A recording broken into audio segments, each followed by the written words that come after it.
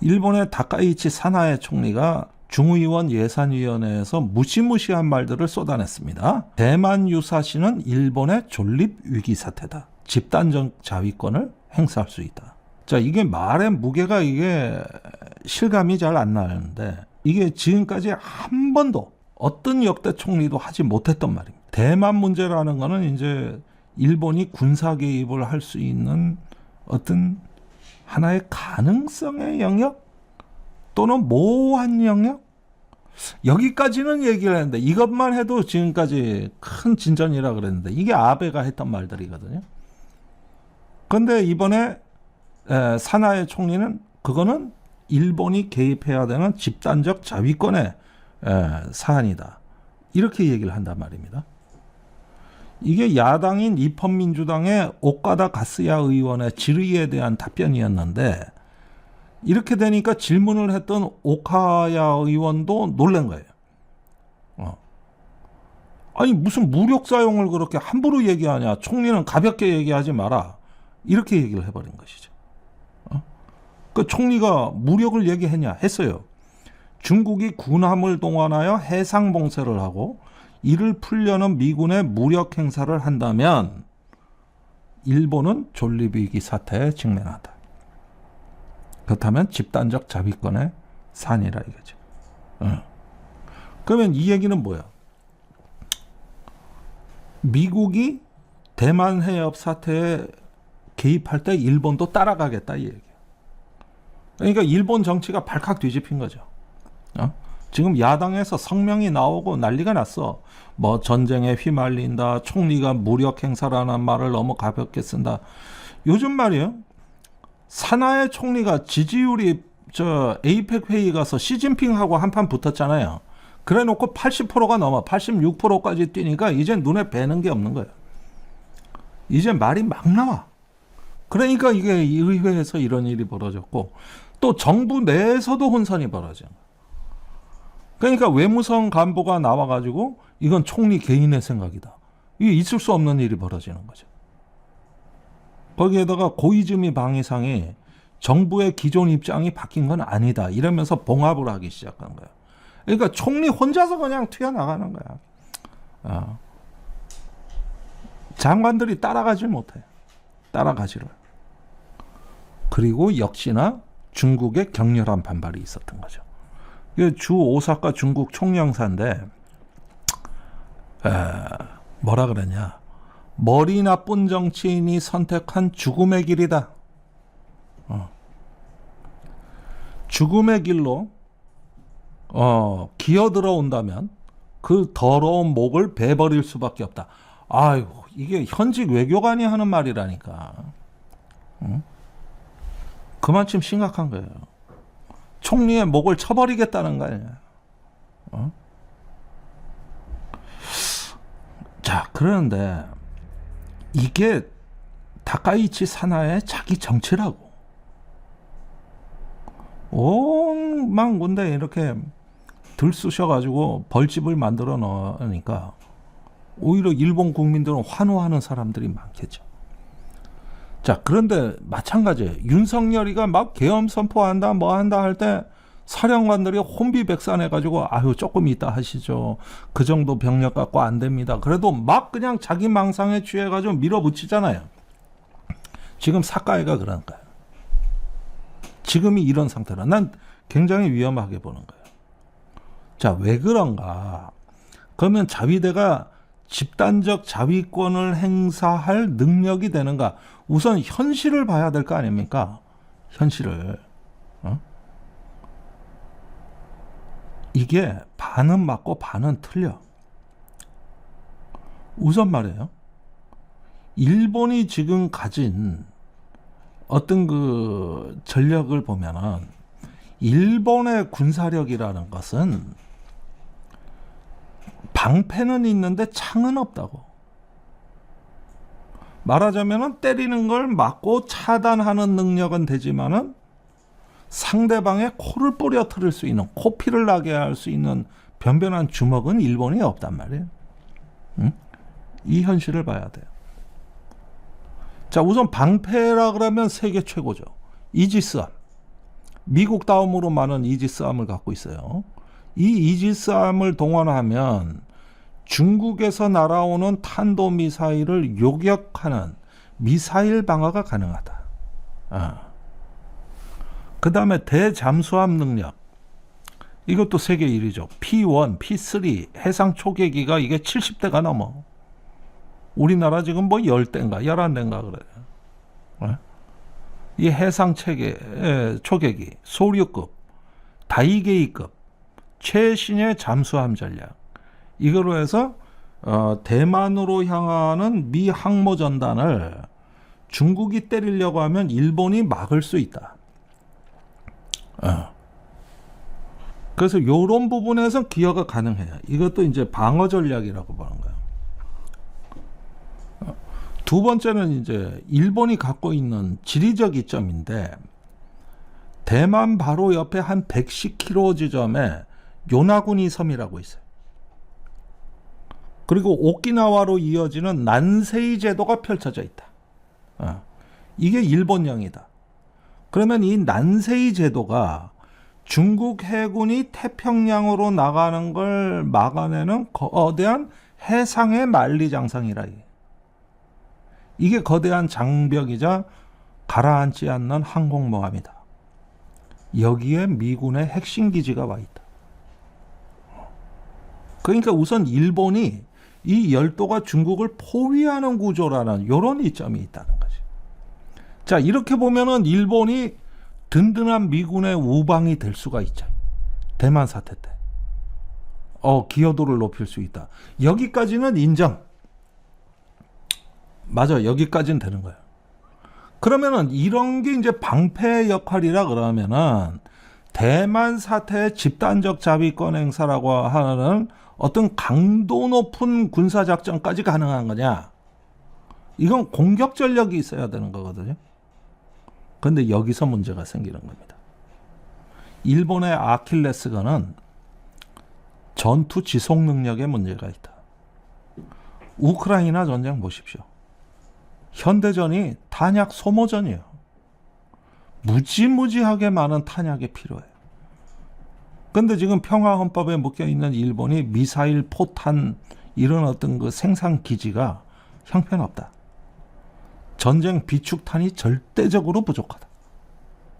일본이 그와 같은 어떤 대량의 공격, 소모전을 갖다가 할 수 있는 산업이 없다. 그 다음에 무기고가 없다. 미군을 도우려면은 뭘 갖다가 우크라이나에서 하는 것처럼 드론이나 포탄을 그냥 끊임없이 쏟아봐야 돼요. 미사일도 끊임없이 쏟아봐야 돼요. 근데 최신의 미사일 몇 발 갖고 되는 게 아니에요. 이게. 중국이 넓어요. 그러니까 공격 전력의 부재, 즉 방패는 있는데 창이 없다. 아시다시피 일본은 장거리 미사일도 없고 폭격기도 없어요. 그래서 최근에 토마호크 미사일을 도입을 서두르곤 있는데, 아시다시피 토마호크 미사일이 순항 미사일입니다. 위력이 작아요. 위력이 큰 거는 탄도 미사일이란 말이야.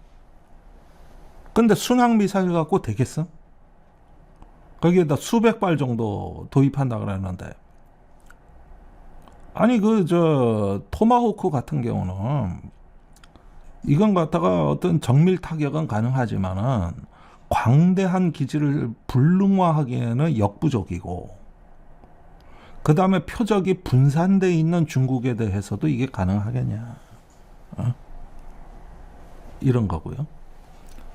세 번째는 역설인데, 아까 해상 만리장성처럼 중국을 포위하고 있다 그랬지만은 역설적으로 이 난세이 제도가 오히려 더 취약하다는 거예요. 중국의 미사일 전력이 워낙 막강하니까.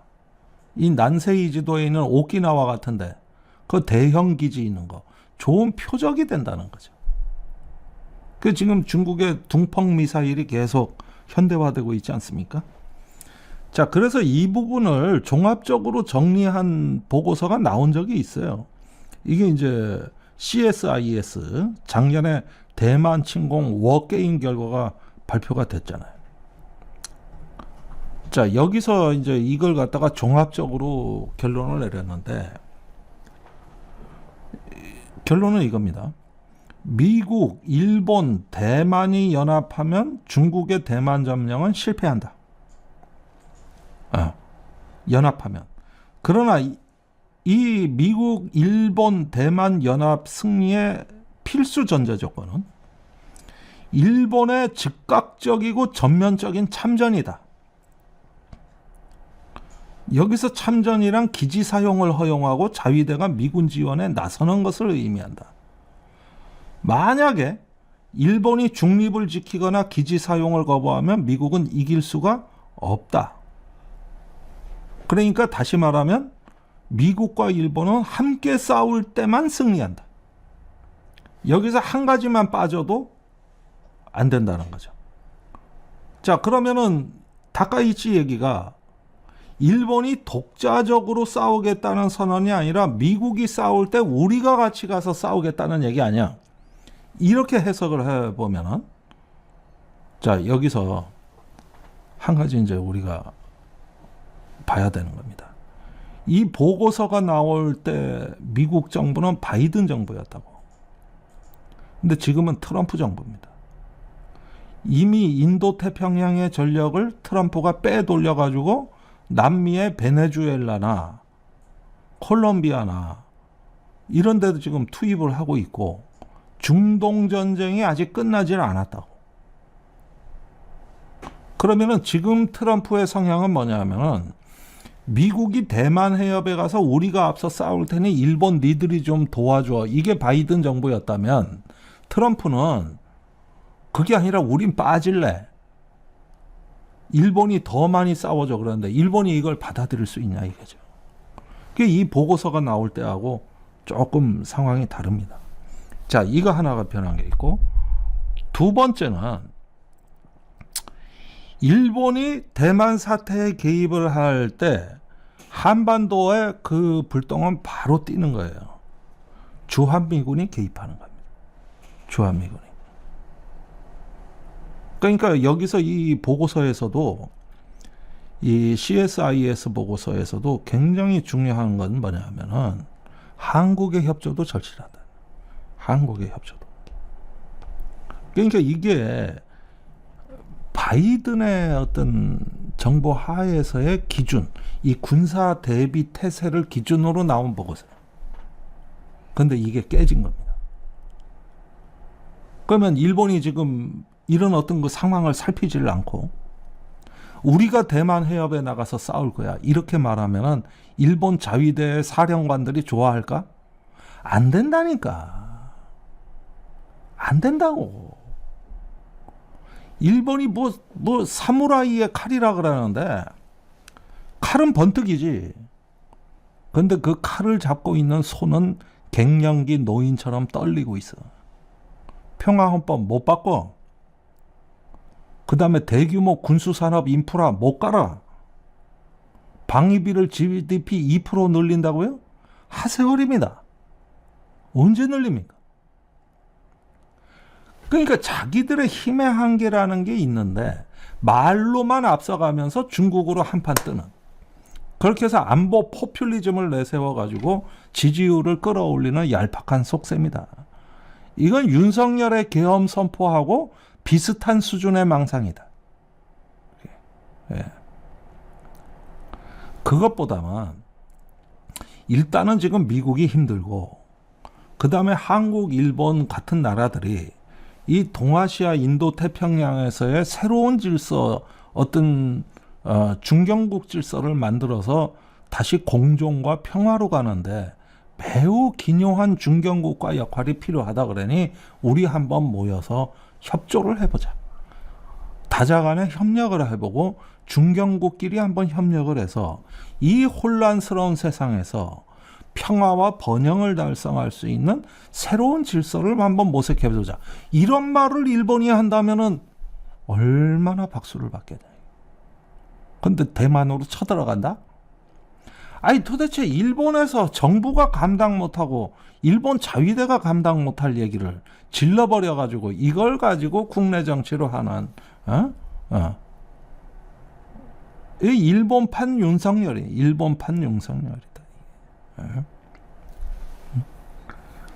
그러니까 결국 이제 이런 부분에서 무력 사용이나 참전을 갖다가 함부로 얘기하는 이런 정치인 저 오래 가는 거 별로 못 봤습니다. 별로 못 봤어요.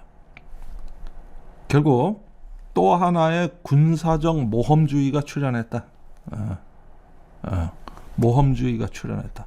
이런 점에서 이제 우리 또 정신 바싹 차리고 한번 잘 대응을 해야 될 것 같습니다. 오늘 순서는 여기서 마치겠습니다. 수요일에 다시 돌아올게요.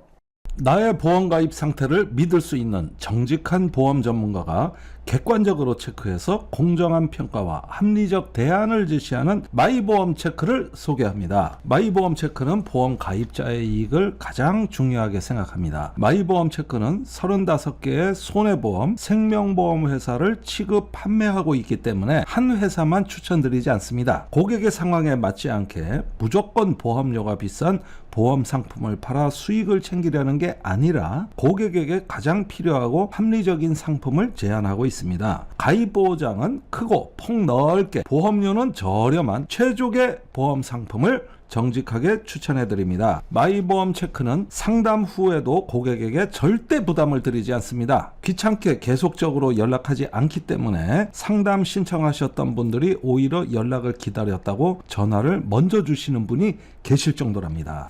부담 없이 마이보험 체크에 연락하셔서 무료로 상담받으시고 합리적인 보험 설계도 받아보시기 바랍니다. 연락처는 홈페이지 한글로 마이보험체크.com, 카카오톡에서 마이보험 체크를 채널 추가 또는 대표 전화 1800-7917 상담 신청하실 때 꼭 김종대 TV 보고 신청했다고 남겨주시기 바랍니다. 그리고 마이보험 체크를 사칭하시는 회사 많다고 합니다. 심지어 마이보험 체크 맞나요? 물어보시면 맞다 하고 가짜 답변도 한다고 합니다. 마이보험 체크 여기 주황색 손마크 꼭 확인하시고 1800-7917 대표 번호가 맞는지 확인하시길 바랍니다. 맞춤형 보험 3당 마이보험 체크.